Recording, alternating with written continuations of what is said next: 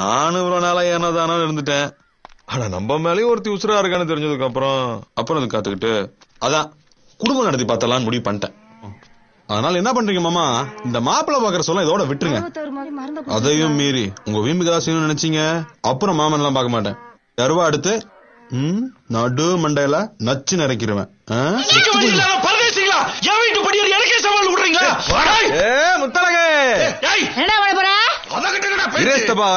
விடு, என்ன செய்ய போறேன் நான்?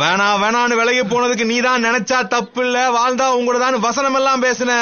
இப்ப நீ முழுசா எனக்குள்ள வந்துட்ட. இனிமே ஆத்தாளுக்கும் கூட பேசுறது பிடிக்கல, என் அப்ப என் கௌரவம் போயிரும். அதனால நான் அவங்க சொல்றது தான் கேட்பேன். அப்படி இப்படின்னு ஏதாவது திருகல் பண்ணி விலகலாம் நினைச்ச உன்னை வெட்டி கொன்னே போட வேண்டிய. நீ எனக்கு வேற எவனுக்கு மேலடே.